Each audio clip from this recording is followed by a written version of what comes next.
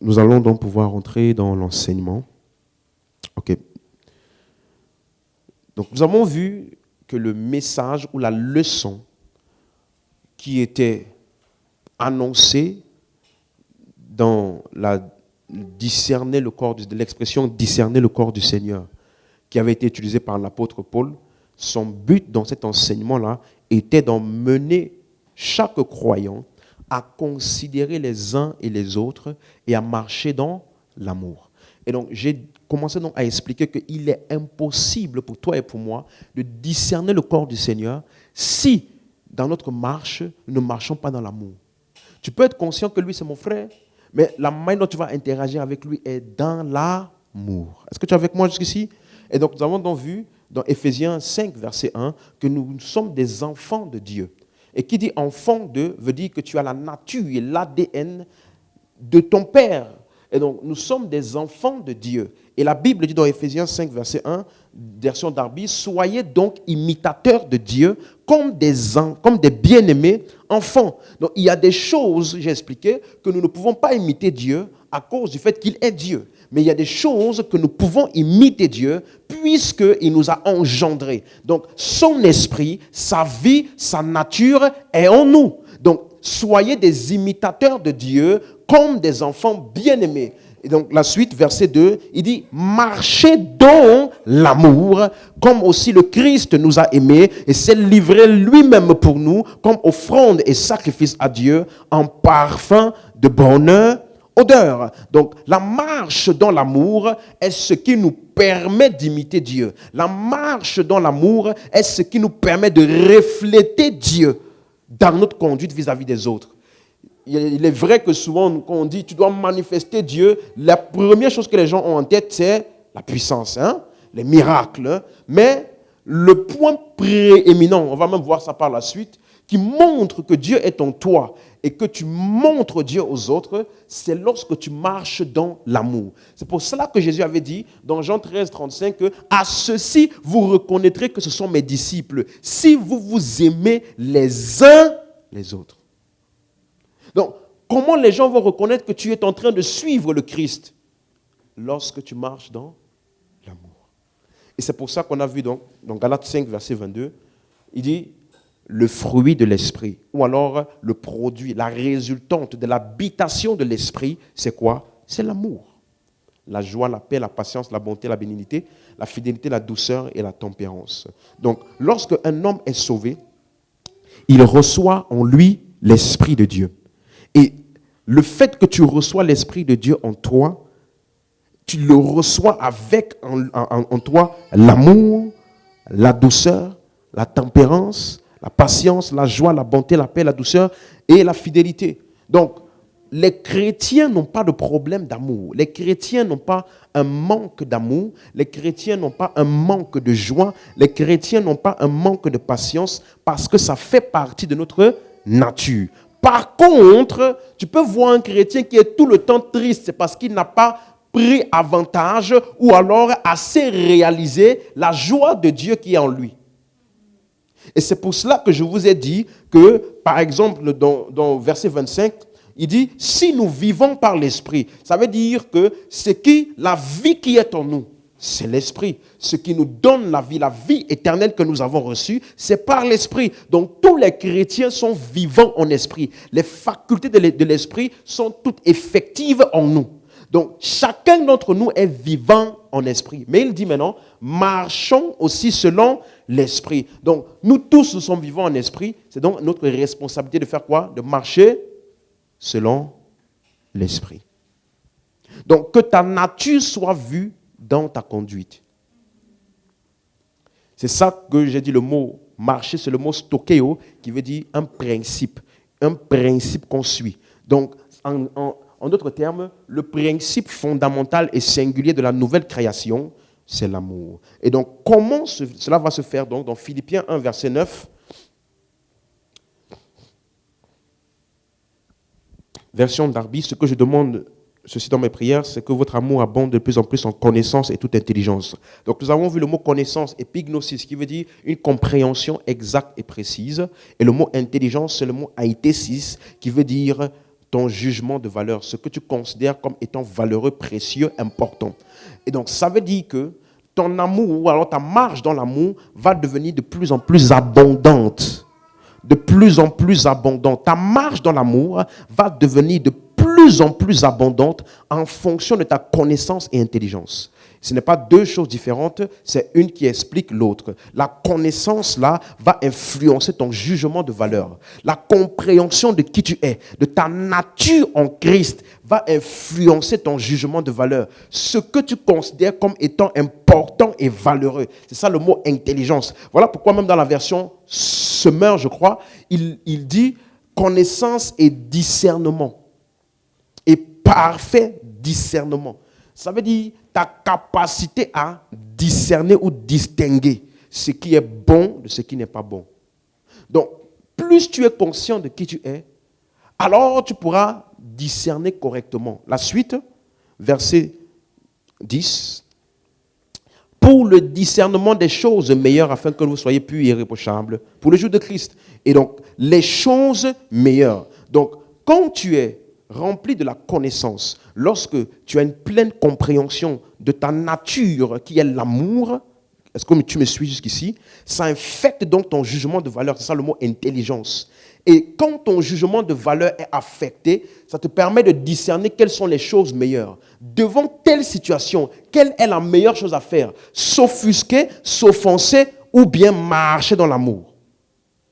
Donc, lorsque je suis conscient de ma nature, alors, dans mes interactions avec les autres croyants, je fais le choix de marcher dans l'amour qui est meilleur que le choix d'être offensé. Est-ce que tu es avec moi?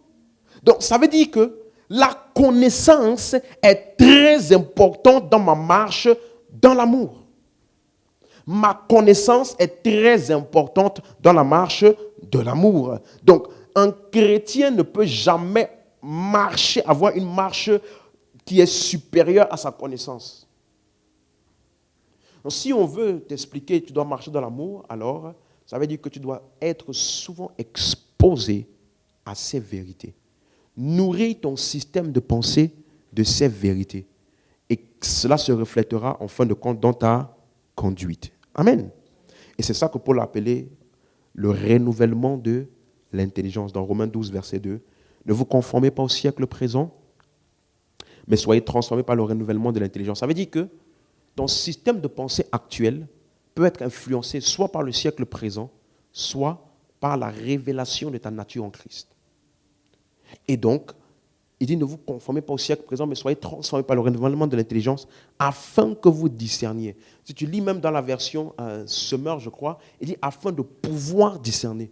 Donc, pour que tu sois en mesure de pouvoir discerner quelle est la volonté de Dieu, ce qui est bon, agréable et parfait, ça dépendra de à quel point ton intelligence est renouvelée. Est-ce que tu es avec moi? Tu es avec moi jusqu'ici? Donc, avant le salut, tu avais un style de vie qui a façonné un système de pensée en toi. Et une fois que tu as reçu Christ, ton discernement a changé et donc ta source d'influence n'est plus le siècle présent, c'est maintenant l'esprit qui est en toi. Tu vois que, laissez-moi un peu faire un bond en avant vers la prochaine série d'enseignements. Tu vois que une des manières qui montre que tu es conduit par l'esprit, c'est ta marche. Tu ne peux pas me dire, j'entends régulièrement l'esprit me dire ça, fais ça, fais ça, fais ça. Si dans les choses simples telles que pardonner, tu n'entends pas l'esprit. Suis-moi. Le système de pensée de l'homme est ce qui détermine ses décisions. Et ce système de pensée peut être influencé par le siècle présent ou influencé par l'esprit. Et quand ton système de pensée est influencé par l'esprit, ça se voit dans ta marche, tel que l'amour. Est-ce que tu me suis? Pardonner, honorer les leaders, honorer les uns les autres, ne pas garder de rancune, marcher dans l'amour. Si tu ne fais pas ces simples choses-là, comment espères-tu une direction dans des choses supérieures? Tu dois entraîner ton système de pensée à s'aligner à la parole. Est-ce que tu suis? Donc, mon système de pensée peut être influencé soit par le siècle présent, soit par la nature de l'esprit, qui est révélé dans la parole. Je vous avais dit que lorsque tu es influencé, lorsque tu marches selon l'esprit, je vous avais dit ça, tu n'es pas censé improviser ou déterminer. Parce que Paul a dit, voici le fruit de l'esprit. Il t'a cité. Pour ne pas que tu puisses te mettre en colère et dire, c'est l'esprit. Donc, le produit de l'habitation de l'esprit, cette nature-là, c'est clairement explicité. Tu ne veux pas venir pour dire, je suis abattu aujourd'hui. Je ne sais pas pourquoi, mais quand j'ai regardé cette situation-là, je me suis senti abattu. C'est l'esprit qui me rend abattu. Quel esprit te rend abattu? Le fruit de l'esprit, c'est la joie. Est-ce que tu comprends maintenant? Donc, plus que ce que les gens appellent, oh, j'ai senti, est-ce que d'abord tu as la simple connaissance basique de ce qui est la nature de l'esprit, qui est explicitée dans les Écritures? Donc, quels que soient les types de choses que tu appelles être conduit par l'esprit, là, assure-toi déjà que ça soit en rapport avec ce qui est écrit, clairement exposé dans les Écritures. Dis Amen. Donc, ça veut dire que c'est donc la parole de Dieu qui est le matériel de rééducation de l'ensemble de mes idéaux. Quelqu'un avec moi? Le matériel de rééducation de l'ensemble de mes idéaux en tant que croyant. Tu ne peux pas dire que tu es en Christ ou que tu es un croyant, mais tu as les mêmes valeurs qu'avant. Il y a quelque chose qui ne va pas. Tu ne peux pas être quelqu'un qui est susceptible, par exemple, ou alors qui garde facilement la colère et ça ne te dérange pas. Non, notre système de valeurs a changé. Mes valeurs ont changé. Ma conduite n'a peut-être pas encore changé, mais au moins mes valeurs ont déjà changé. Ce que je considère comme normal et pas normal a changé. Pourquoi? Parce que en connaissance et pleine intelligence. Tu vois maintenant? Mon système de pensée est renouvelé par la parole. Si ce n'est pas le cas, alors ce n'est pas bon. Donc, la marche dans l'amour est donc le seul antidote contre les offenses. Est-ce que tu as compris bien? Le seul antidote. Donc, on a commencé à voir dimanche, je ne reviendrai pas dessus, les différents types, les leçons que nous pouvons tirer des différents personnages de l'Ancien Testament. On se rappelle? On a vu Caïn, qui est un exemple de haine. On a vu Ésaü, qui est un exemple de mépris ou de manque d'honneur pour les choses spirituelles. Et je vous ai dit que ces exemples-là ne sont pas des exemples de notre nature, mais des exemples de ce qui ne doit pas être trouvé dans notre conduite. Parce que tu peux avoir la nature en Christ, mais dans ta conduite, tu marches selon la chair. C'est-à-dire que tu marches comme quelqu'un qui n'est pas croyant. Vous me suivez? Donc, on a vu Jézabel, qui est un exemple de fausse doctrine. On a vu Abraham, donc les bons aussi, qui est un exemple de donner comment il a offert son fils. David, qui a servi au dessein de Dieu pendant toute sa vie. Donc, c'est un exemple du service. Que tu dois vivre ta vie tout entière en servant les desseins de Dieu. Voilà le témoignage qui a été donné de David lorsqu'il a été mentionné par les apôtres. On a vu également Rahab, qui est un exemple d'hospitalité. Et on a vu, pour terminer, Absalom, qui est un exemple de haine et de vengeance. Lorsque tu gardes les offenses, tu ne sais pas ce que ça peut te faire par la suite. Tu n'as pas idée du nombre de personnes qui regrettent certaines actions, comme Judas. À ton avis, pourquoi Judas s'est suicidé? C'est parce qu'il regrettait. Mais certainement, au moment où il avait ces failles de caractère-là, et qu'on essayait de mettre le point dessus, il ne voulait pas prêter attention. Et tout ce à quoi tu ne prêtes pas attention aujourd'hui est certainement une porte d'entrée pour l'ennemi demain. Qui va te faire poser une action, puisque tu n'as pas appris à te contenir ou à restreindre certains systèmes de pensée. Tu as toujours laissé libre cours à ça. Le jour où ça te mettra devant une situation grave, tu ne sauras pas résister. Et tu vas poser des actions que toi-même après, tu vas regretter après. Tu me suis? Donc, nous avons la responsabilité d'éviter ça dans nos rassemblements. Qu'aucun de ces exemples-là de haine, malice, dispute, division ne soit vu dans nos interactions les uns avec les autres. Et aujourd'hui, c'est ça que je vais un peu plus toucher. Dans Éphésiens 4, verset 29, un des points majeurs par lesquels tu peux t'assurer de marcher dans l'amour ou dans lesquels tu peux vérifier ta marche dans l'amour, ce sont tes paroles. C'est de ça que je vais parler aujourd'hui. Éphésiens 4, 29. Regardez ce qu'il dit.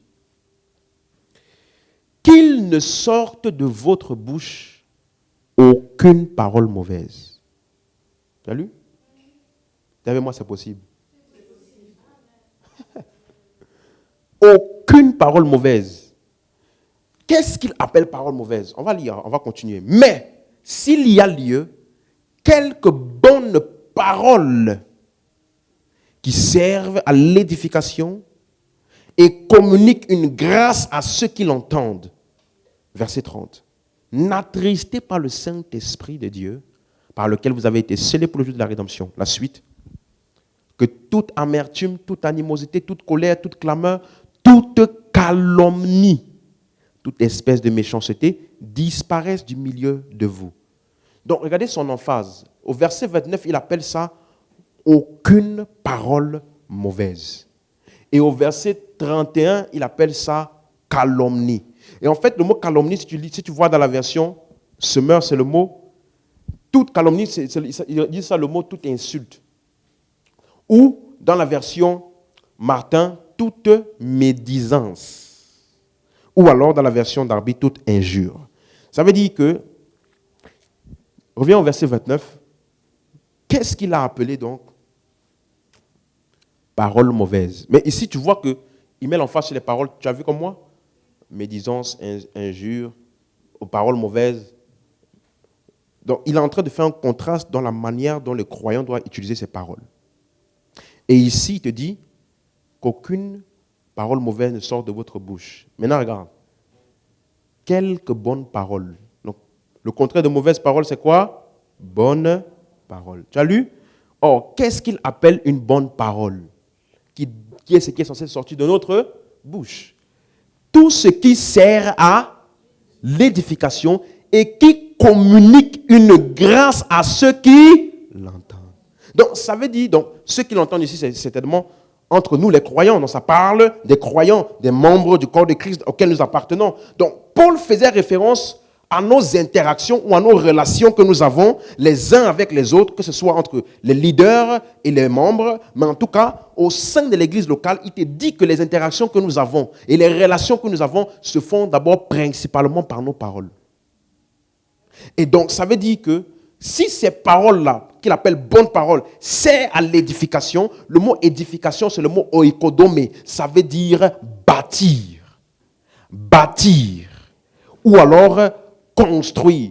Comme quand tu vois les bâtiments qui sont en train d'être construits un peu partout là. Ok?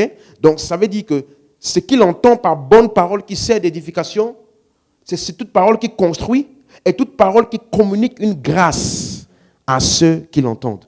Donc, c'est exactement ça qu'il est en train d'expliquer quand il parlait du but de nos rassemblements dans 1 Corinthiens 14, verset 3. Il dit « celui qui prophétise ». Donc, généralement, dans 1 Corinthiens 14, il parlait de mettre l'ordre dans nos rassemblements. On se rappelle? Il y a des choses qu'on fait et des choses qu'on ne fait pas. Il dit, si tu parles juste en langue, tu ne bénéficies à personne d'autre qu'à toi seul. Donc, il faut que, quand tu parles en langue à quelqu'un, il faut qu'ensuite tu interprètes. Vous voyez? Donc, il parlait de ce qui se passe dans nos rassemblements. Il dit, celui qui prophétise, au contraire, qu'est-ce qu'il fait? Il parle aux hommes, il les édifie, il les exhorte, il les console. Il les édifie. Notez bien ce mot édifier.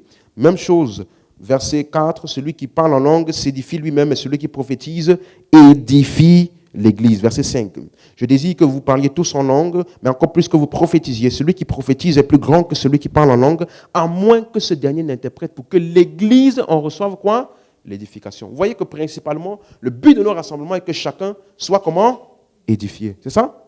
Tout le monde suit? Et donc, du coup, ça se fait principalement parce que nous disons, parce que prophétiser veut dire parler. Vous avez vu? Est-ce que vous avez compris tous? Verset 26. Que faire donc lorsque nous nous rassemblons? Les uns les autres parmi vous ont-ils un cantique, une instruction, une révélation, une langue, une interprétation? que tout se fasse pour l'édification. Verset 31. Car vous pouvez tous prophétiser successivement afin que tout soit instruit et que tout soit exhorté. Donc, ça veut dire que lorsque nous nous rassemblons, ce qui peut empêcher que nous puissions nous édifier les uns les autres, c'est quoi? C'est lorsqu'il se retrouve parmi nous des paroles mauvaises ou des paroles malveillantes qui émanent de l'amertume, la colère, les clameurs, toute espèce de méchanceté. Ce qu'on a vu, on peut revenir. Voilà. Donc, qu'il sorte de votre bouche aucune parole mauvaise. Ça là, c'est ce qui peut permettre à ce que dans nos rassemblements, au lieu d'être un moment d'édification, ça soit un moment de destruction. S'il y a des paroles mauvaises ou des propos malveillants qui émanent, verset 31, de l'amertume, de l'animosité, colère, clameur, calomnie, toute espèce de méchanceté. Ça doit disparaître du milieu d'entre nous. Et c'est ça qu'il a appelé au verset 30, attrister le Saint-Esprit. Donc ce n'est pas genre le Saint-Esprit devient triste, il pleure. Non, il est en train de t'expliquer que lorsque tu fais ça, tu marches en discordance ou en contradiction avec ta nature qui est l'esprit. Est-ce que vous suivez? Il n'est pas en train de dire, genre, ça n'est pas devenu triste, oh, pourquoi il m'a fait ça? Non, il est en train de te dire que tu es en train de marcher en désaccord avec ta nature qui est quoi? L'esprit. Parce qu'il te dit que tu as été scellé. Ça veut dire que c'est devenu partie intégrante de toi. Quelqu'un comprend? Donc, ça veut dire le jour où tu as cru, ta nature est devenue l'esprit. Donc, que ça soit vu dans tes interactions, principalement dans tes paroles. Dis amen si tu as compris. Donc, ça veut dire que l'essence, suis-moi bien maintenant, de l'habitation de l'esprit en moi, ou de ma nature pour les autres, c'est de communiquer la grâce à ceux qui m'entendent. Principalement via mes paroles. Et si j'utilise donc mes paroles de manière destructive, colère, amertume, méchanceté, je suis en train d'attrister ou je suis en train d'agir en contradiction avec cette nature qui est l'esprit. Voilà pourquoi Paul a pris tout un chapitre, on verra après, pour expliquer c'est quoi l'amour. Je t'ai dit, il faut que tu sois conscient, que tu connaisses. Parce que ce n'est pas par sentiment. Je reprends ça. Marcher dans l'amour, là, ce n'est pas par sentiment. C'est par connaissance. Parce que des fois, ton sentiment ne sera pas en accord avec ça. Mais comme tu sais que c'est ça, tu dois faire ça. Donc, Paul, dans Galates, il explique ça. Dans 1 Corinthiens, il a pris tout un chapitre pour te donner tous les différents angles et aspects dans lesquels tu dois marcher dans l'amour. Quand tu vois l'injustice, il dit, l'amour ne se réjouit pas de l'injustice. Il dit, quelqu'un t'a fait du mal un jour, et puis lui, il subit après une injustice. Tu ne dois pas te réjouir. Donc, il te montre tous les aspects de comment tu marches dans l'amour. Il ne cherche pas son propre intérêt, il ne se vante pas. Donc, celui qui marche dans l'amour, toute occasion dans laquelle il est élevé ou promu, c'est une opportunité pour lui d'amener les autres en haut avec lui, pas de les piétiner. Il ne se vante pas, il ne sont pas d'orgueil. L'orgueil veut dire que tu regardes les autres d'en haut. Mais l'amour te fait chercher le moyen d'amener les autres là où tu es, en haut aussi.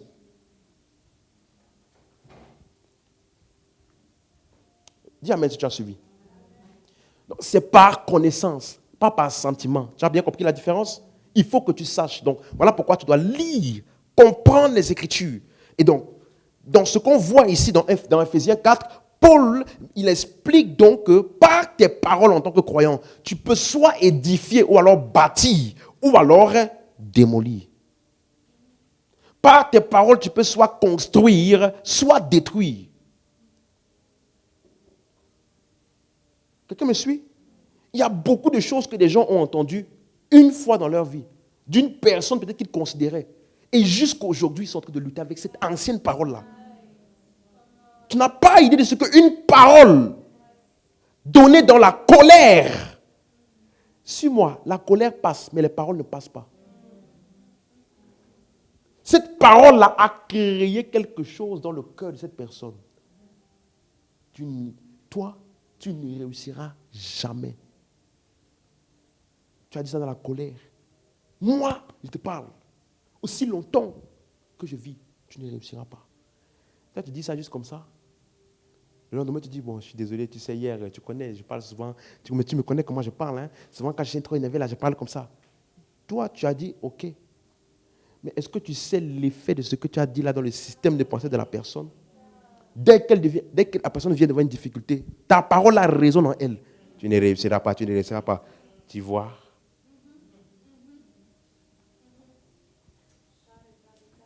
Quelqu'un me suit? Les paroles peuvent construire et les paroles peuvent détruire. C'est pour ça que plusieurs fois dans l'Ancien Testament, tu vas voir, les paroles sont décrites un peu comme un venin. Regardez le psaume 91,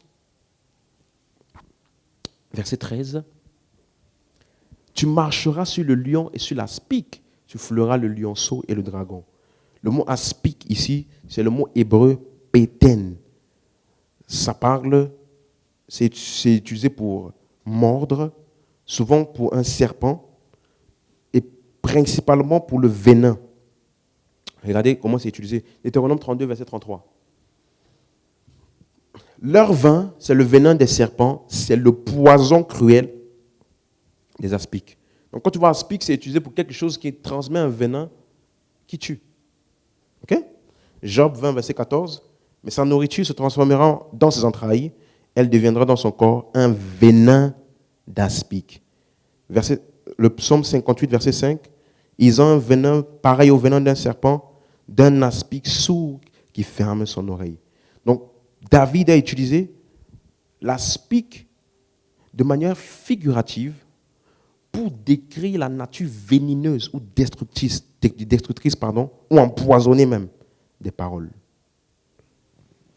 Amen. Ça veut dire que tes paroles peuvent être assimilées à un venin. Les paroles négatives. Ça vient en quelqu'un et peut-être sur le moment même, la personne ne se rend pas compte. Avec le temps, plus elle est exposée à certains types de choses, elle se rend compte à quel point cette parole-là est en train de la détruire à petit feu. Tu dois faire très attention à tes paroles. Très, très attention. Que tes paroles soient pour construire, pour édifier. Ça veut dire que si les paroles peuvent détruire la vie de quelqu'un, ça veut aussi dire que si quelqu'un est en bas, mais qu'il rencontre quelqu'un qui s'est édifié par les paroles, il peut sortir de là comme un géant. Pourquoi? Parce qu'il a été chargé de paroles. Tu es avec moi jusqu'ici? Et c'est même ça que Ésaïe a aussi décrit. Ésaïe 54, verset 17. Toute arme forgée contre toi sera sans effet, et toute langue qui s'élève en justice contre toi, tu la condamneras. Tel est l'héritage des serviteurs de l'Éternel, tel est le salut qui leur viendra de moi. Donc, toute langue ici, ça fait référence aux paroles, n'est-ce pas? Une parole qui est dédiée, lancée. Donc, toute parole, ici, Ésaïe, il décrit les paroles condamnatoires comme une arme. Tu as vu ça? Les paroles condamnatoires comme une arme. Et je t'avais dit ici que même dans l'armure du croyant, quand on parle le bouclier de la foi par lequel tu vas éteindre les traits enflammés du malin. Souvent, les traits enflammés du malin viennent par des paroles. Ça veut dire, quelqu'un te dit une chose, et dès le moment où il te dit ça là, tu es assailli de tout type de pensée. Je vous avais raconté l'histoire du prophète Élie. Il vient de tuer et de confronter 850 prophètes de Baal et d'Astarté. Quand tu es un gars comme ça, normalement tu n'as pas peur, non? 850, ce n'est pas 2-3 petits prophètes du quartier. 850 prophètes de Baal et d'Astarté. Il les a confrontés, il a fini avec eux. Juste après, quelqu'un lui rapporte la parole de Jézabel. Si ta tête n'est pas coupée demain, c'est que ce n'est pas moi. Juste ça. Élie est parti au torrent. Seigneur, je ne sais pas mieux que mes pères. Je vais mourir. Qu'est-ce qui s'est passé? Une simple parole l'a fait remettre en question tout son avenir. Je ne sais pas mieux que mes pères. Les mêmes choses qui ont attrapé mes pères en chemin, ils n'ont pas pu accomplir leur course là. Mais voici aussi, prends ma vie. Une parole. Donc, ce ne sont pas toutes les paroles qui sont des paroles. Il y a des paroles qui sont des flèches. Ça vient à un moment où tu es censé te focaliser sur quelque chose là. Quelqu'un te dit ça, bam! Tu n'arrives pas à te concentrer sur rien. C'est comme si la terre entière s'est collée sur toi. Et c'est pour ça qu'il y a certaines personnes, après ce genre de paroles là, ils tombent en dépression. Lui-même, il ne sait même pas pourquoi. Lui-même, il ne sait pas pourquoi il est en dépression, mais il est en dépression. Pourquoi ça m'arrive? Qu'est-ce qui m'arrive? Je ne sais pas.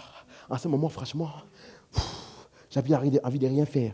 Tu as été attaqué par une flèche. Mais comme il y a certaines personnes, ils n'ont pas compris les Écritures.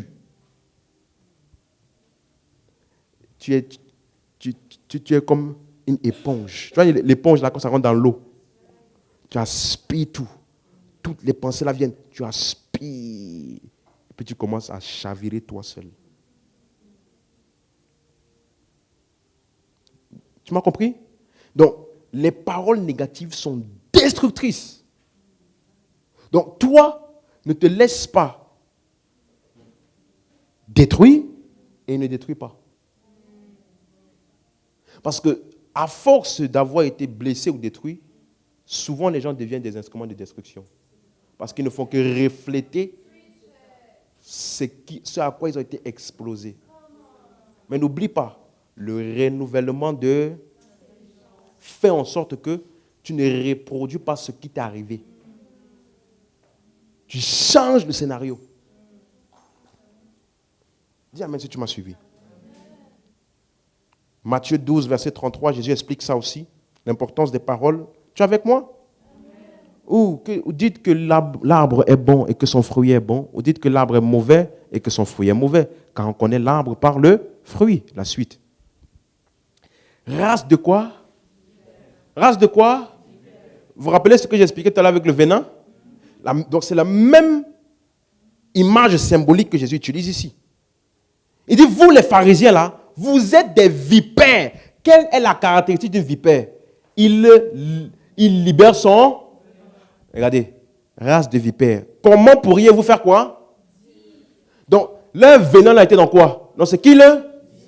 Donc, Jésus venait pour annoncer la bonne nouvelle du royaume. Eux, ils venaient pour contredire ce que Jésus disait, pour emmener dans le cœur des personnes l'incrédulité à la parole de Christ. Et il y a beaucoup de personnes aujourd'hui qui ne croient pas en l'évangile parce qu'ils ont injecté un venin dans les réseaux sociaux, dans les parents, dans les athées, dans les gens qui leur ont dit tout type de choses. Ça veut dire que dès qu'il entend Jésus, que ce que tu as dit est intéressant ou pas, il a déjà un système de rejet intérieur. Pourquoi? Il a injecté un venin qui lui a été transmis par tout type de personnes auxquelles il a été exposé avant. Quelqu'un me suit? Race de vipères, comment pourriez-vous dire de bonnes choses, méchants comme vous l'êtes? Car c'est de l'abondance du cœur que la bouche parle. Verset 35. L'homme bon tire donc de son bon trésor de bonnes choses. Dis avec moi, l'homme bon tire de bonnes choses de son bon trésor. L'homme bon, c'est qui? Non, Jésus est en train d'utiliser une parabole. L'homme bon, c'est qui?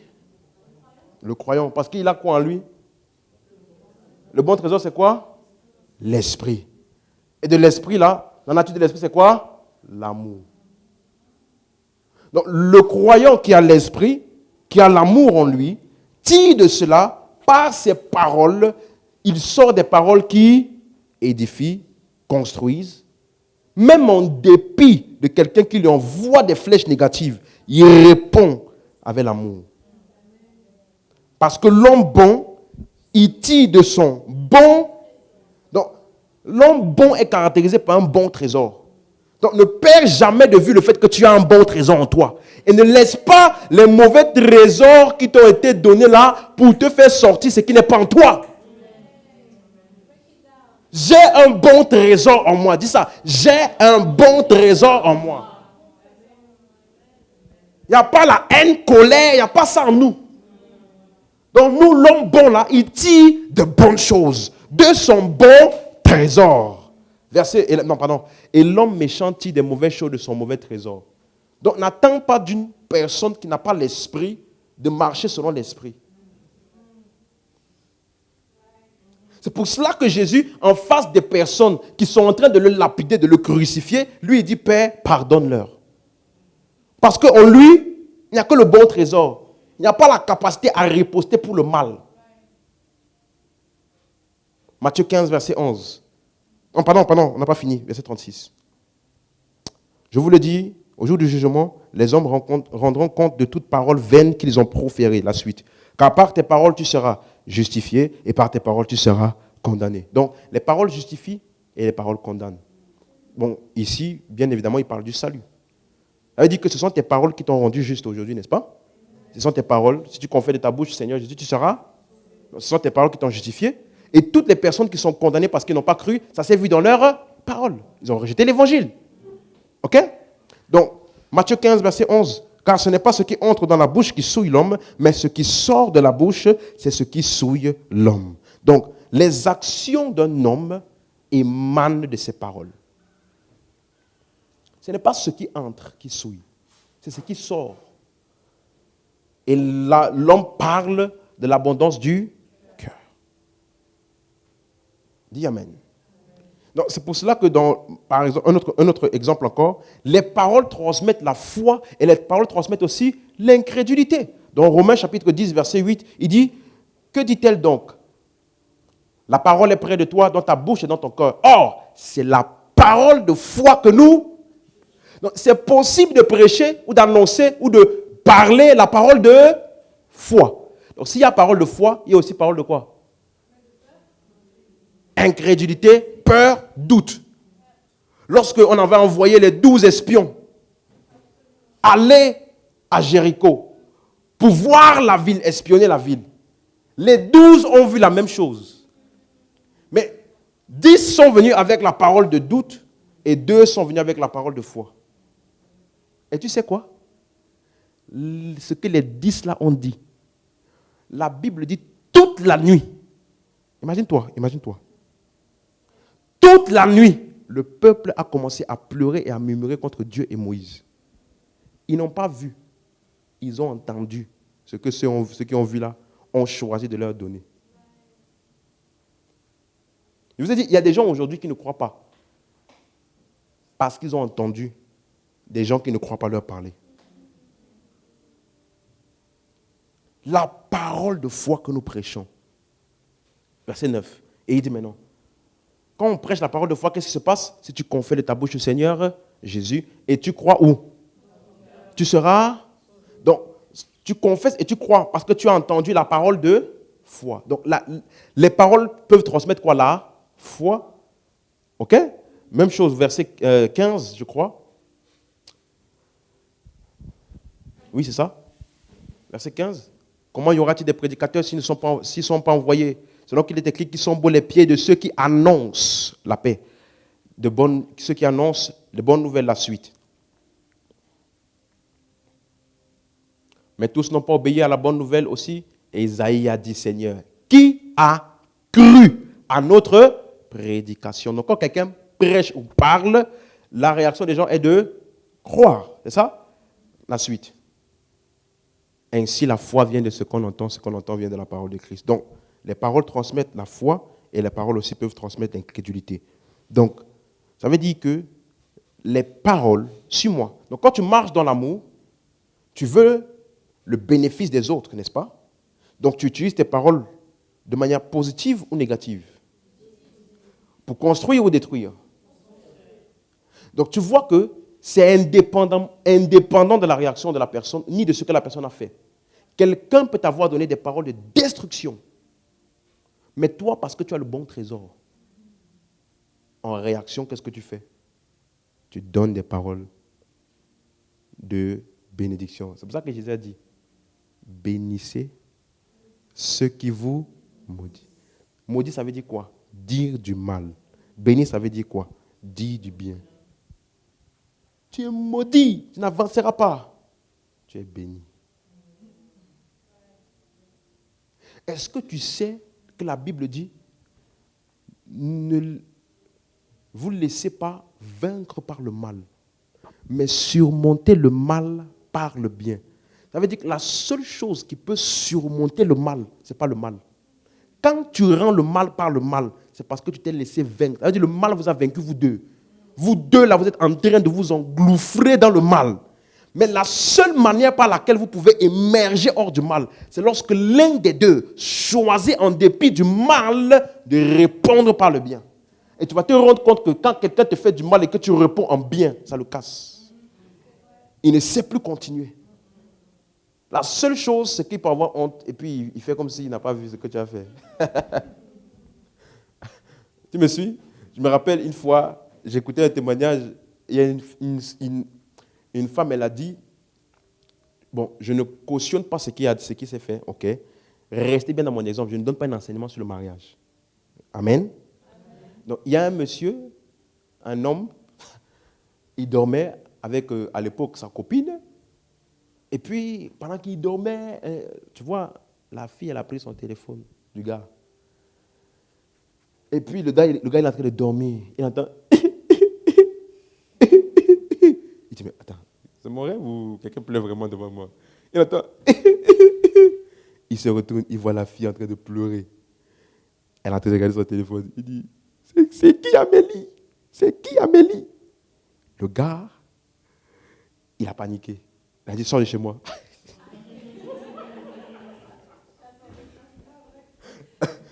Il a paniqué, il a dit, sors de chez moi. Il a dit, non, non, tu me trompes, en plus tu me chasses, tu vas voir. Tu connais quand la femme commence à parler là, c'est parti. Il dit, sors, sors, tu fais quoi là, sors. Elle est sortie, en pleurant. Quelques minutes après, je ne sais pas ce qui s'est passé dans la tête de la fille. Hein. Franchement, il n'y a que Dieu qui pourra vraiment nous révéler ce qui s'est passé ce jour-là dans sa tête. Mais en tout cas, elle est revenue. Elle a sonné à la porte. Il a dit, c'est qui? Elle dit, c'est moi. Il a dit, c'est lui qui raconte, hein? Donc je t'explique, il a dit, ouais, quand j'ai donné sa voix, j'ai continué à faire le gars. Il dit, ouais, tu veux quoi? Du coup, elle a dit, non, rien, je veux juste entrer. Elle a dit, ok, bah rentre. Quand elle est entrée, pendant qu'elle était à la porte pour entrer dans la maison, il a dit, il est en train de réfléchir à toutes les raisons qu'il va donner. Mais non, je vais dire ça, je vais dire ça, je vais dire ça, je vais dire ça, je vais dire ça. Dès qu'elle va demander ça, je vais dire ça. Dès qu'elle va demander ça, je vais dire ça. Alors, elle entre dans la maison, lui était dans la chambre, il s'attendait à ce qu'elle vienne dans la chambre encore pour demander des explications. Elle n'est pas entrée dans la chambre. Elle est à la cuisine. Elle a fait à manger. Elle a préparé son meilleur plat. Elle l'a préparé. Elle a posé sur la table. Dès qu'elle a posé sur la table, il est venu, il est sorti de la chambre. Prêt à, tu vois, non? Il voit un plat, il voit tout. Elle a dit, tu peux manger. C'est ce qu'il a fait. Il s'est mis à genoux, il a commencé à pleurer. Il te demande pardon. Je ne sais pas, je sais pas qu'est-ce qui m'a pris, franchement. Tu sais, moi, je disais, dis-moi, j'ai une question. N'est-ce pas ça le résultat qu'elle voulait? C'est ça qu'elle voulait qu'il fasse, n'est-ce pas? À ton avis, si elle continue à faire le bras de fer, il devait faire ça? Non. Quand tu réponds au mal par le bien, généralement, ça déstabilise la personne. Je me rappelle même, il y avait une femme, elle a trouvé son mari dans la chambre. Eux deux, elle avec une autre femme. Elle est entrée, elle a dit, ah, désolé, excusez-moi de vous déranger. Elle est ressortie. Elle s'est assise au salon. Elle s'est assise au salon. Quand elle a fini de s'asseoir au salon, quand le gars il est sorti, elle a dit, chérie, je suis désolé. Elle a dit, non, il n'y a pas de problème. J'ai préparé ce qu'il faut. La dame aussi, si elle veut, elle peut se servir. Attends. Tu vois, je répète, je ne donne pas un enseignement sur le... Je ne dis pas que c'est ça qu'il faut faire. Suivez-moi bien, je suis en train de donner un exemple. Quand elle fait ça, le monsieur, il est là. En fait, toi, quand tu réponds par le bien, la personne, elle est troublée. En fait, il ne savait plus quoi faire. Il est même venu dire, s'il te plaît, gronde-moi même, dis quelque chose, crie sur moi, fais quelque chose. Là, quand tu regardes comme ça, là, je ne sais pas qu'est-ce qu'il y a dans ta tête. Tu vois? Donc, généralement, quand tu réponds au mal par le bien, tu déstabilise l'autre personne. Pourquoi? Parce qu'entre le mal et le bien, ce qui est supérieur, c'est le bien. Même si à première vue, c'est comme si le bien est faible. Quelqu'un me suit? Vous voyez? Donc, tu vois, Paul, il dit, assurez-vous. Donc, quand il parle dans Éphésiens 4, verset 29, là, il est en train de dire à l'église d'Éphèse, assurez-vous que dans vos interactions, il n'y ait aucune parole mauvaise. Que les paroles qui sortent de vos bouches ne soient pas pour détruire, mais plutôt pour édifier. Donc, le principal moyen d'édification dans nos rassemblements, c'est à travers nos paroles. Voilà pourquoi quand il y a division parmi nous, comment vas-tu aller vers cette personne-là pour lui dire du bien? Pour lui donner des paroles constructives. Parce que la bouche parle de l'abondance du cœur. Est-ce que tu es avec moi? Est-ce qu'on est ensemble? Donc, lorsque le croyant utilise ces paroles pour édifier, Paul décrit ça comme ce qui sert à communiquer une grâce. Aide-moi à dire à ton voisin, communiquons-nous des grâces par nos paroles. Alléluia.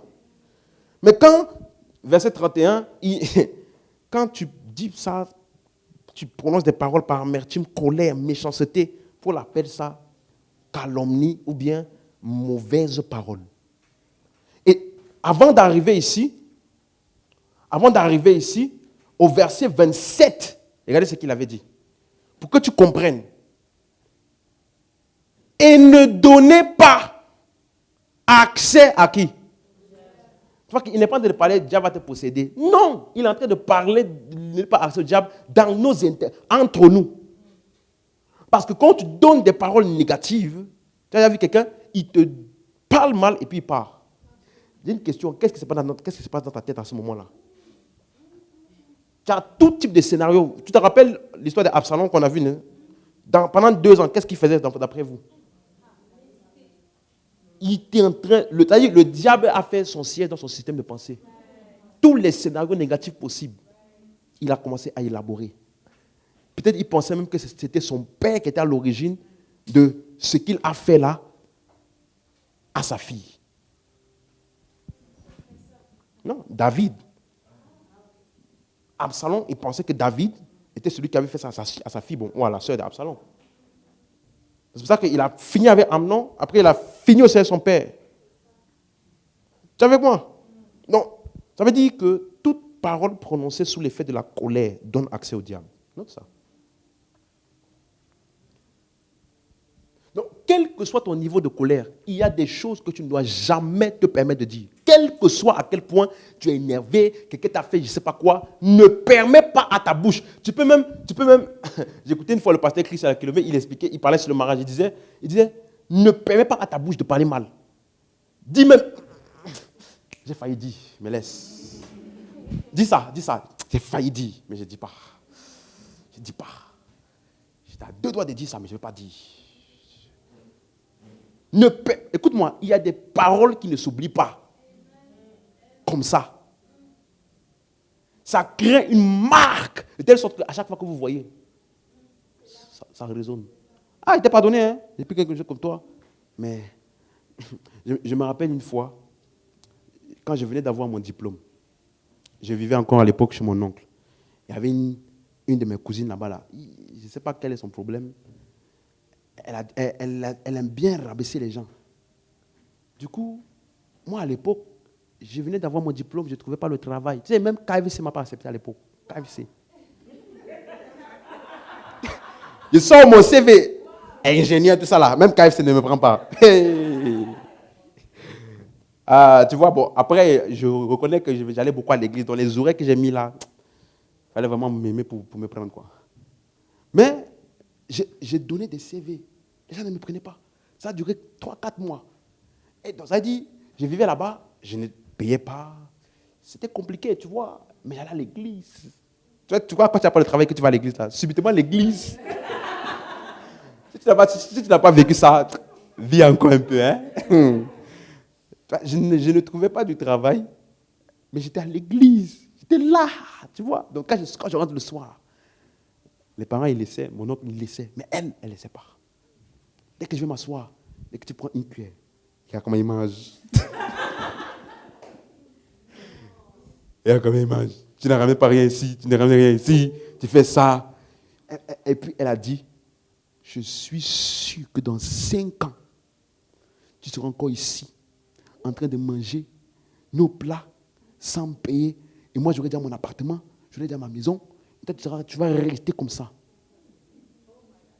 Quand elle m'a dit ça, j'ai dit, ok, juste à côté de toi là, on va voir. Tu sais quoi? Un mois après, j'ai trouvé travail. Non, attends, je vais t'expliquer. Quelque temps après, je me suis marié. Quelque temps après, j'ai pris mon appartement. Non, j'ai d'abord pris mon appartement. Puis, je me suis marié.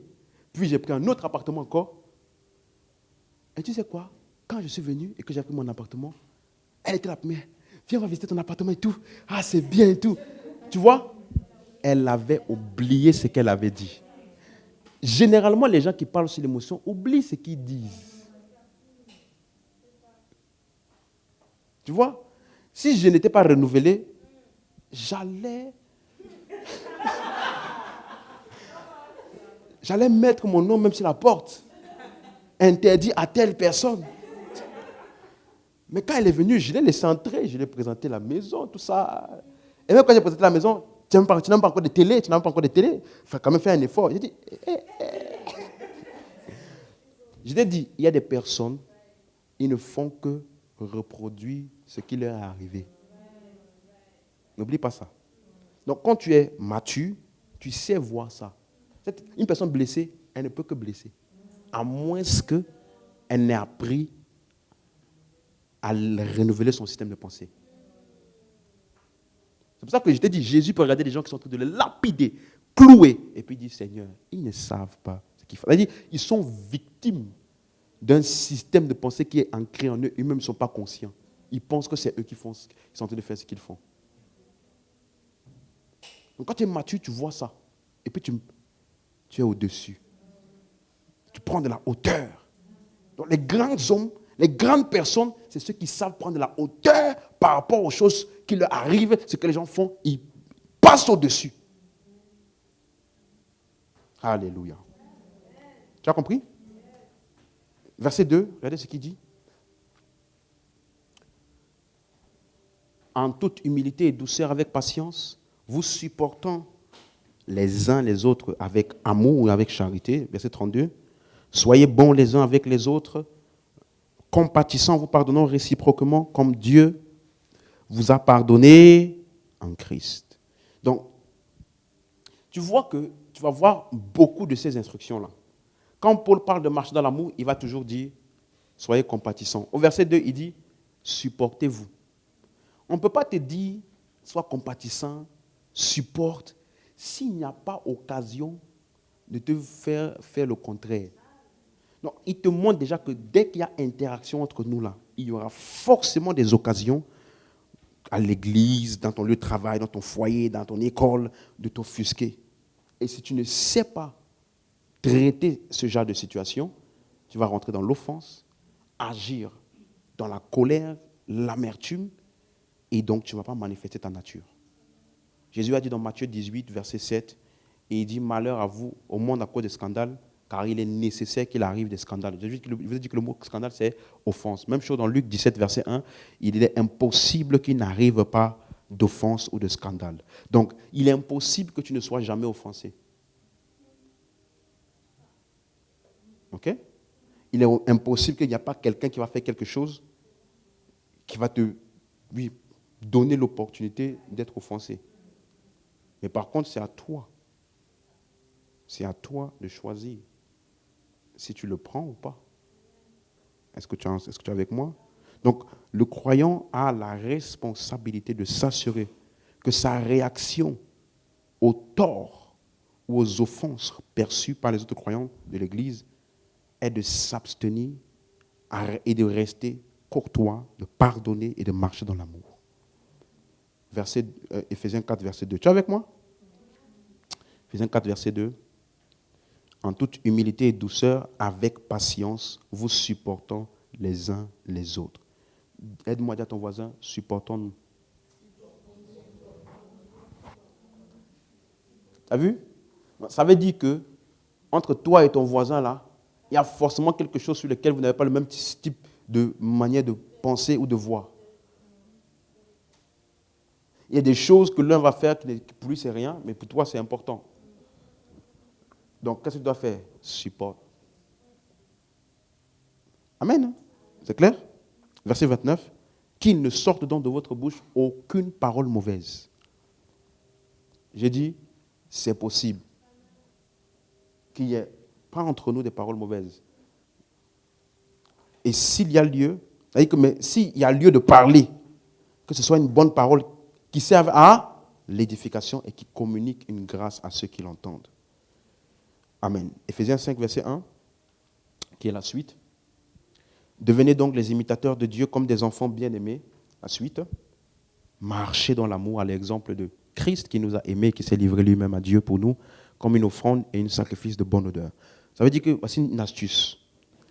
Lorsque tu sens que tu es vraiment offensé, que tu as du mal à pardonner ou tu as du mal à passer outre, souvent ce que tu dois faire, médite sur Christ. Son sacrifice, ce qu'il a fait pour nous.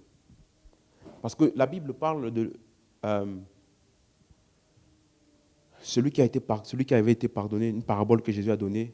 Il y a un homme qui a pardonné un autre qu'il devait beaucoup d'argent. Il a pardonné. Et puis ce gars-là, on l'a laissé libre. Il est parti voir un autre qui lui devait un petit peu d'argent comme ça. Il l'a envoyé en prison. Donc quelle est la leçon de cette parabole? C'est ça, tu vois. Et en fait, c'est une parabole. J'ai entendu quelqu'un dire une fois, parce que c'est cette parabole, vous voyez, celui qui avait pardonné la grande dette, il est maintenant revenu voir le... Comme tu n'as pas pardonné à celui qui te devait petit là, viens, il te met en prison et tu vas rembourser jusqu'à tout avant de sortir. J'ai entendu maintenant quelqu'un dire, vous voyez, si tu ne pardonnes pas, Dieu aussi ne va pas te pardonner. J'ai entendu une fois un homme de Dieu dire, que voilà pourquoi le manque de pardon peut ramener ce que le sang de Jésus avait effacé. Il a dit ça basé sur cette parabole-là. Il dit, si tu ne fais pas attention aux paraboles, il y a une petite leçon. C'est tout. Si tu vas interpréter mot pour mot, phrase pour phrase, scénario pour scénario, tu vas être à côté de la plaque. Donc, cette parabole nous enseigne juste que, comme tu as été pardonné, fais de même. Donc, quand tu vois que tu as du mal à pardonner, qu'est-ce que tu vas faire? Médite sur le grand pardon que tu as expérimenté. Sur les grandes choses de quoi Jésus t'a pardonné. Et ça va te donner de la jugeote pour mieux pardonner. C'est avec moi? Verset 25. Il dit, Marie, même chose dans le mariage, il dit, Marie, aimez vos femmes. Comment?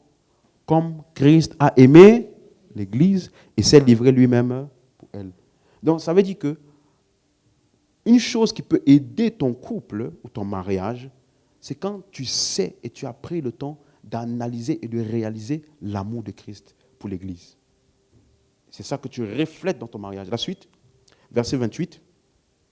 C'est ainsi que les maris doivent aimer leur femme comme leur propre corps. Celui qui aime sa femme s'aime lui-même. Verset 33. Du reste, que chacun aime sa femme, donc comme Christ a aimé, comme lui-même, et que la femme respecte son mari. Donc, tu vois que dans les épîtres, plusieurs fois, les apôtres ont mis l'accent sur la marche dans l'amour. On va lire rapidement ces versets-là.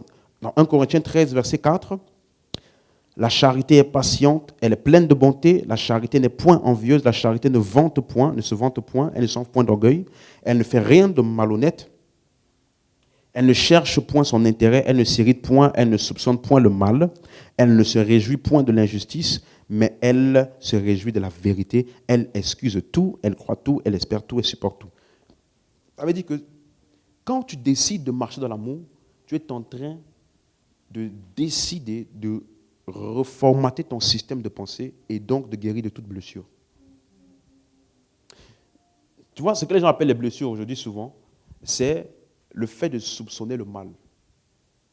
Ça veut dire que quelqu'un te fait quelque chose, ou quelqu'un fait quelque chose sans peut-être s'en rendre compte, mais toi, tu as déjà la faculté habituelle à déjà soupçonner qu'il m'a fait ça à cause de ça, parce qu'il ne m'aime pas, parce qu'il est contre moi. Donc, Pourquoi? Parce que souvent, les gens t'ont fait beaucoup de mal.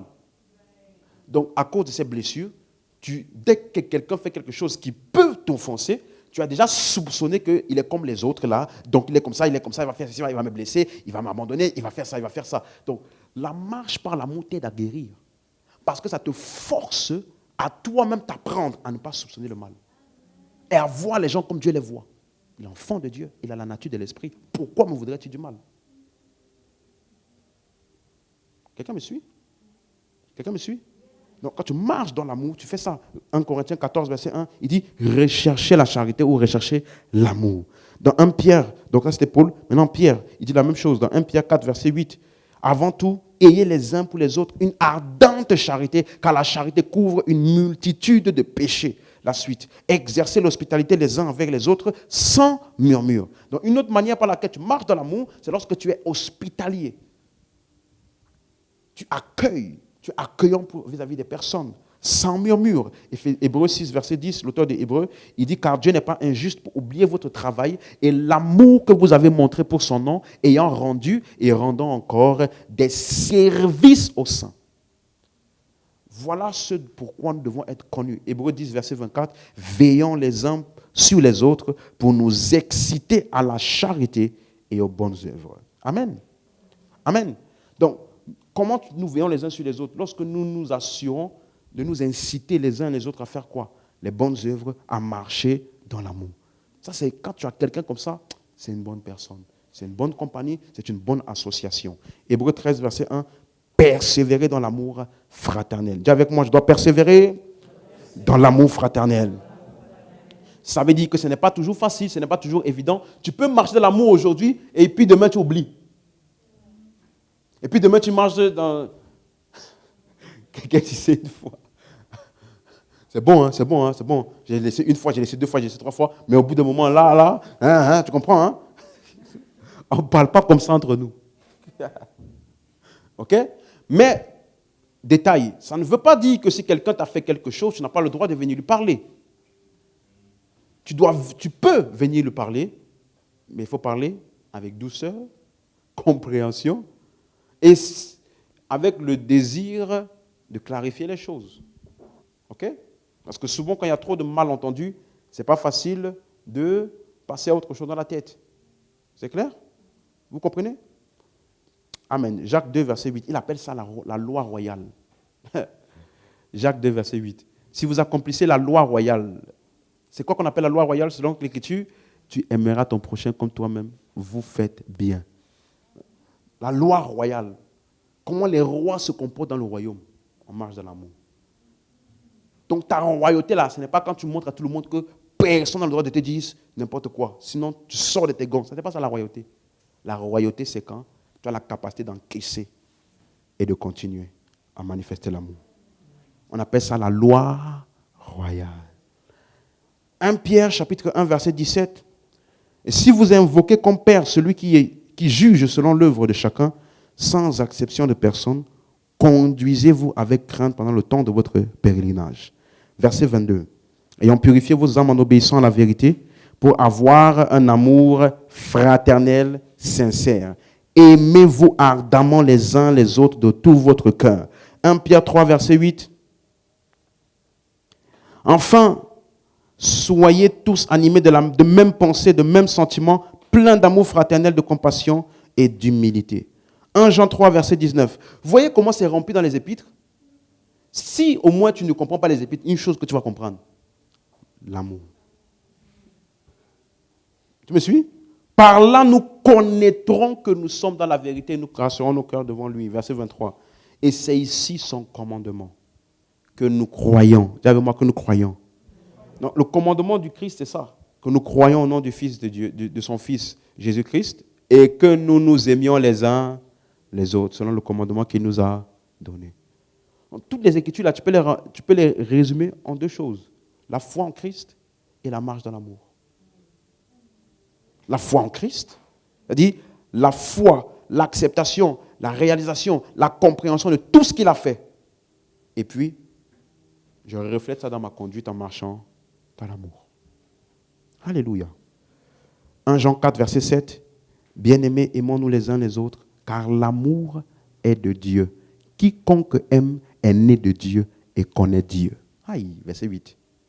Celui qui n'aime pas n'a pas connu Dieu, car Dieu est amour. Comment tu peux lire ça et puis tu vas prier? Faille sur tous mes ennemis. Tu ne connais pas Dieu. Tu ne le connais pas. Celui qui connaît Dieu, il aime. Il voit son ennemi en face et puis il lui veut du bien. Il prend la personne qui vient pour l'arrêter afin de l'amener pour être crucifié. Celui-là qui ne connaît pas encore bien Dieu là, a coupé l'oreille. Mais celui qui connaît Dieu a remis l'oreille. De son malfaiteur qui vient de l'arrêter. C'est-à-dire quand il finit de remettre l'oreille là, il arrête. Il l'amène crucifié. Elle dit, ça veut dire qu'il n'a pas remis son oreille pour qu'il agisse bien. Ce n'est pas sa réaction ni son état d'être qui détermine sa bonté. Il est bon parce qu'il est bon. Il aime parce qu'il aime. C'est sa nature. Rien d'autre ne peut sortir de son bon trésor. Et tu dois être comme ça. Nous devons imiter Dieu et nous pouvons le faire. C'est notre nature. Alléluia. Verset 21. Et nous avons de lui ce commandement, que celui qui aime Dieu aime aussi son frère. Jude aussi nous parle, dans Jude 1, verset 21, maintenez-vous dans l'amour de Dieu en attendant la miséricorde de notre Seigneur pour la vie éternelle. Et donc les mêmes épîtres nous mettent aussi en garde contre les conflits, les querelles, c'est-à-dire toutes les choses qui sont contre la marche dans l'amour. Là. Par exemple, Romains 13, verset 13, marchons honnêtement comme en plein jour, loin des excès, de l'ivrognerie, de la luxure, de l'impudicité, des querelles, des jalousies. Amen. 1 Corinthiens 3, verset 3. Parce que vous êtes encore charnels. En effet, puisqu'il y a parmi vous de la jalousie, des disputes, n'êtes-vous pas charnels et ne marchez-vous pas selon l'homme? Galates 5, verset 20. Les œuvres de la chair sont manifestes. L'idolâtrie, la magie, les inimitiés, les querelles, les jalousies, les animosités, les disputes, les divisions, les sectes. À chaque fois qu'il y a une de ces choses dans ta conduite, tu t'es dévié de ta nature. Alléluia. Tu vois que ça fonctionne. Écoute-moi, ça fonctionne par connaissance. Ça veut dire qu'il y a un moment où tu peux sentir en toi l'envie de l'inimitié. Mais parce que je sais qui je suis, je ne le ferai pas. Ce n'est pas par sensation, c'est par connaissance. Marchez selon l'esprit et vous n'accomplirez pas les désirs de la chair. Donc, pour ne pas accomplir les désirs de la chair, qu'est-ce qu'on fait? On marche. C'est-à-dire, on fait, on agit selon l'esprit. Donc, selon l'esprit, là, ce n'est pas toujours un désir, c'est une connaissance. Alléluia. C'est-à-dire que voici la situation ici. Je sais que cette situation est malencontreuse. J'ai envie d'être triste. Mais je sais qu'en moi, le fruit de l'esprit, c'est la joie. Donc, je me réjouis. Est-ce que quelqu'un est avec moi jusqu'ici? Philippiens 1, verset 15. Quelques-uns, il est vrai, prêchent Christ par envie et par esprit de dispute, mais d'autres le prêchent avec des dispositions bienveillantes. Philippiens 2, verset 3. Ne faites rien par esprit de parti ou par vaine gloire, mais que l'humilité vous fasse regarder les uns les autres comme étant au-dessus de vous-même. 1 Timothée 4, verset 6, 1 Timothée 6, verset 4.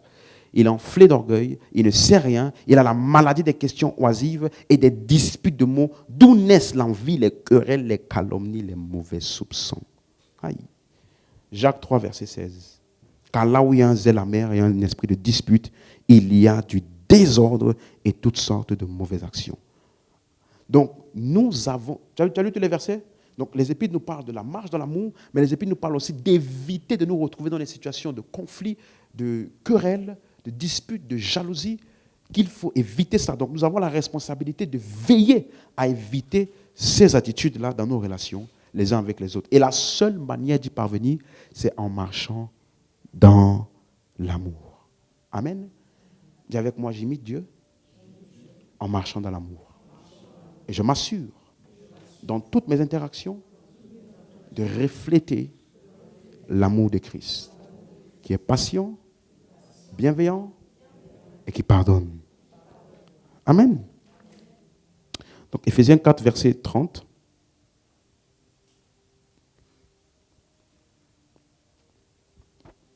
Verset 31.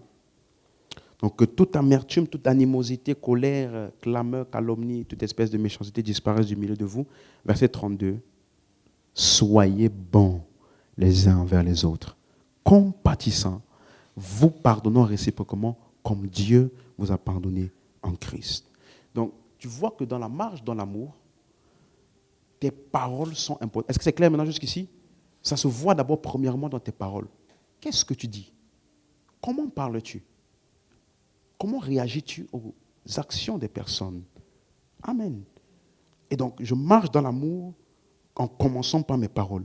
Je choisis de prononcer des paroles qui édifient et non pas celles qui sont destructrices, toxiques ou nuisibles. Et ça se passe aussi par le fait de... Je refuse d'être un relayeur de mauvaise réputation des gens. Elle dit, telle personne, tu penses ça de lui, tu vas chercher quel est le frère ou la sœur avec lequel tu vas partager ton impression mauvaise des autres.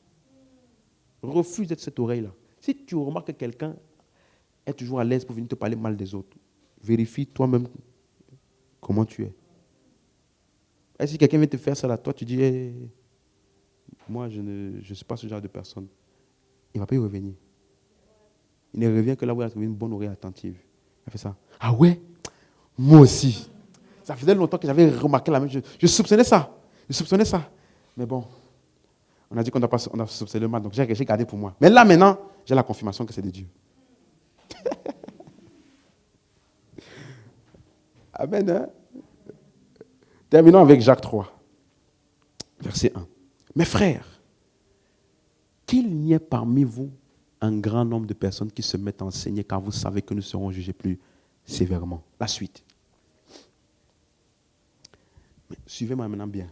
Et regardez ce que Jacques va expliquer. Hein. Voici un des versets qui m'a permis de bien comprendre comment tu jauges les gens dans leur maturité. Regardez ce qu'il dit. Nous branchons, ça veut dire faillir, ok? Faillir, commettre des erreurs. Nous branchons tous de plusieurs manières. Mais si quelqu'un ne branche point en parole, c'est un homme comment? Parfait, là, c'est le mot qui veut dire mature. Capable de tenir tout son corps en bride. Laisse-moi te dire une chose.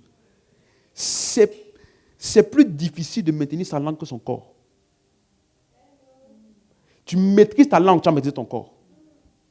C'est ce qu'il dit. Il dit, les hommes là, on branche tous, on fait tous des erreurs de plusieurs manières. Mais si tu veux jauger quelqu'un qui est mature, jauge s'il faillit dans ses paroles. Il dit tout ce qu'il sent. Il est encore un enfant.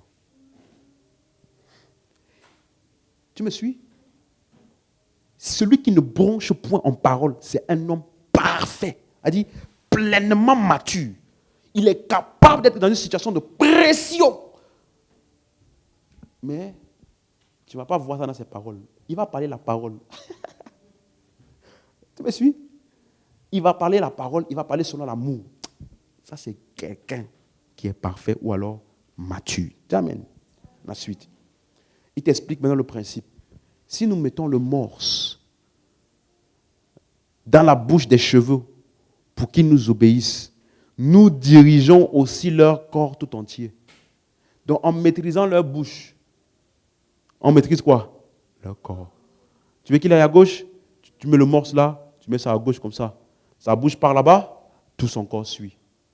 La suite. Voici, même les navires qui sont si grands et que poussent des vents impétueux sont dirigés par un très petit gouvernail au gré du pilote. Il est en train de t'expliquer que les grandes choses sont contrôlées par les choses simples. Un grand gouvernail, un grand navire est contrôlé par un petit gouvernail. La suite. De même, donc il donne un exemple, n'est-ce pas? Pour faire une comparaison, une similitude avec quoi maintenant? La langue. Dis avec moi la langue. Langue là, c'est pas ça. Hein? Ce sont des... Ok. La langue, un petit membre. Elle se vante de grandes choses. Voici comme un petit feu peut embraser une grande forêt. Il te donne encore un autre exemple. Tu prends une petite allumette, tu mets dans une forêt comme ça. Tu pars, tu reviens, incendie. Hein? C'est comme ça aussi qu'il y a des personnes, ils sont forts pour ça. Ils lancent un petit mot là, bip, il part.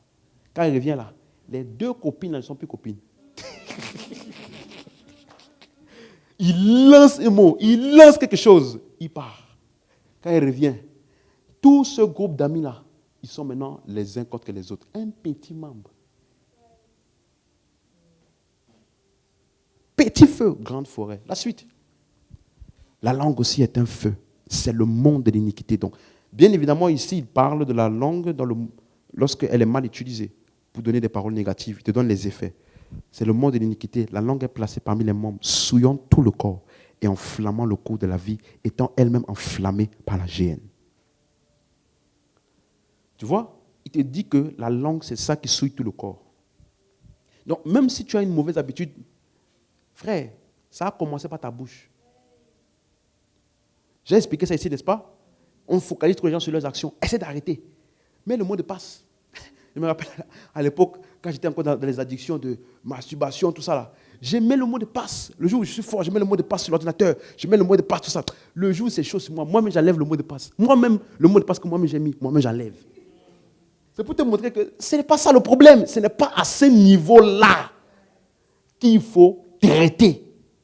Il faut traiter à la racine ton système de pensée. Or, ton système de pensée est bâti par tes paroles. La personne que tu écoutes le plus, c'est toi-même. Tu suis? Il y a des gens, tout le monde peut être contre eux. Mais eux là, ils ne sont pas contre eux dans leur tête. Ils vont bien. Il y a des gens, personne n'est contre eux. Mais dans leur tête là, tout le monde est contre eux. Tu vois, non? Personne n'est contre eux. Mais dans leur tête, tout le monde est contre eux. Du coup, qu'est-ce qu'ils font? Ils agissent comme si tout le monde est contre eux. Donc, le problème est où? Dans ta tête, dans ton système de pensée. Donc, c'est ce que tu dis et penses de toi-même qui compte. Donc, la langue, elle donne la direction à ton corps et à ta vie. Tu n'es pas content de tes actions quotidiennes. Change d'abord tes paroles. Le plus grand conseil qu'on peut te donner pour changer, change tes paroles. Fais l'essai. À chaque fois que tu veux parler en direction de cette action-là, parle la parole. Parle la parole. À chaque fois que ta pensée peut t'amener, parle la parole. Fais ça un mois et puis tu reviens. Toi-même, tu vas me dire si ça a continué. Alléluia. C'est clair pour quelqu'un? La suite. Toutes les espèces de bêtes, d'oiseaux, de reptiles, d'animaux marins sont domptés et ont été domptés par la nature humaine.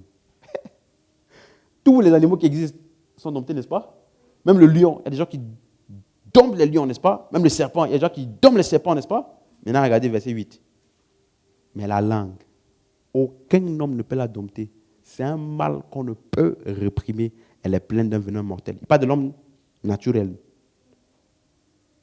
Tu comprends? Donc, quelqu'un, il peut savoir comment canaliser un chien. Le chien, tais-toi. Assis. Comme ça. Il sait canaliser le chien. Mais lui, là, il ne sait pas canaliser sa bouche. Amen. La suite. Il dit pas, voici une langue non canalisée. Voici ce qu'elle fait. Le dimanche, c'est moi qui ai rajouté, le dimanche, par elle nous bénissons le Seigneur notre Père. Et puis à la maison, au travail, par elle nous maudissons les hommes faits à l'image de Dieu. Tu vois? Ça c'est une bouche non canalisée. Alléluia. Donc, Jacques a expliqué que si un homme peut contrôler ses paroles, il peut contrôler ses actions. Dis avec moi, je contrôle mes paroles, ainsi je contrôle mes actions. Et cela se voit dans mes interactions avec les frères et sœurs, dans mon église. Alléluia. Donc, le but ce soir était de t'expliquer à quel point tes paroles jouent un rôle essentiel dans le fait de traiter les offenses et éviter les conflits. Ça commence par tes paroles. Amen. Donc, marcher dans l'amour c'est imiter Dieu. Quand la Bible dit imiter Dieu là, c'est marcher d'abord dans l'amour. C'est refléter Dieu. Quand la Bible dit que votre lumière brille devant les hommes et qu'en voyant vos bonnes œuvres, ils reconnaissent votre Père. Donc, les hommes peuvent voir Dieu dans tes œuvres. Et ces œuvres-là commencent par marcher dans l'amour. Tu sais, j'ai été étonné quand je lisais Éphésiens 3. Il me semble que c'est à partir du verset 18, je crois. Éphésiens 3, c'est ça, verset 18. Regardez ce qu'il dit. Donc, Paul prie. Il prie, n'est-ce pas? Il dit pour que vous puissiez comprendre avec tous les saints. Comprendre avec qui? Donc, quelle est la largeur, la longueur, la profondeur et la hauteur? Ça, là, tu ne peux pas comprendre ça tout seul chez toi à la maison. C'est avec qui? Tous les? Non, c'est dans tes interactions avec les saints que tu vas appréhender la largeur de l'amour de Dieu, la longueur de son amour. Que quelqu'un va te faire. Longueur, là, ça veut dire c'est long dans le temps. Ça tient, c'est long. Tu vois, non? On dit le culte est long. Elle dit quoi? Ça tient dans le temps. Elle dit, ils ont demandé à Jésus, Seigneur, combien de fois je dois pardonner? S'il me fait ça 7 fois, est-ce que je dois pardonner 7 fois? Jésus dit 7 fois, 77 fois. Pour te dire, encore et encore et encore et encore. Donc, tu ne peux expérimenter ou réaliser la longueur de l'amour de Christ là qu'avec les saints. Quand ils vont t'offenser, tu vas devoir pardonner. Il va te réoffenser, tu vas devoir pardonner encore et encore, jusqu'à ce que tu vas finir par réaliser à quel point long est l'amour de Dieu. Large, ça veut dire que ça inclut tout le monde.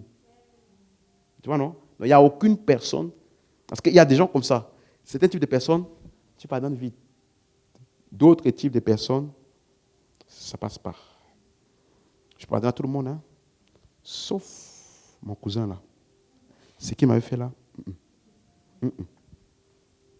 Même Dieu lui-même comprend. C'est qu'il parle comme ça. Tu vois? Donc, l'amour de Dieu est comment? Large. Ça inclut tout le monde. Il est profond. C'est-à-dire, quelle que soit la taille de l'offense, c'est capable de pardonner. Pourquoi? C'est profond. Un vase profond peut contenir beaucoup de choses. Et il est haut. C'est ce que je t'expliquais tout à l'heure. Il sait prendre de la hauteur. Devant les offenses des gens, il ne reste pas à leur niveau. Il s'élève. Il voit plus haut que eux. Et il est capable de pardonner parce qu'il est au-dessus. Quelqu'un a compris ça? Amen. Donc, comprendre avec qui? Tous les saints. Donc, chaque fois que nous nous réunissons, c'est une opportunité pour toi de grandir dans ta marche de l'amour. Quelqu'un m'a suivi? Chaque fois que tu es offensé, c'est une opportunité pour Dieu de te faire grandir dans l'amour. Parce que nous allons comprendre avec tous les saints, pas tout seul. La longueur, la largeur, la profondeur, la hauteur, la suite. Ouh. Aïe, aïe, aïe, aïe. Et connaître l'amour de Christ, qui surpasse quoi? Toute connaissance. En sorte, oh mon Dieu, et là, en sorte que vous soyez quoi? Jusqu'à toute la plénitude de Dieu. Ce n'est pas quand tu fais les miracles. Parce que toute la plénitude de Dieu là, c'est-à-dire tout ce qui est de Dieu en toi est maintenant comment? Manifeste. Pas dans les miracles, quand tu marches dans l'amour. C'est-à-dire la plus grande expression de Dieu à travers un homme, ce n'est pas quand il fait les miracles, c'est quand il manifeste l'amour. Parce que Dieu est amour. On peut se lever. Donc, quand je marche dans l'amour, je marche dans la plénitude de Dieu. Tu m'as suivi? Je marche dans la plénitude de Dieu. Alléluia. Donc, tu vas juste élever la voix et on va prier comme ça. Que Dieu nous donne de comprendre avec tous les saints. La longueur, la largeur, la hauteur, la profondeur. Et connaître l'amour de Christ qui surpasse toute connaissance afin d'être rempli jusqu'à toute la plénitude de Dieu. Alléluia. Élève la voix et commence à prier.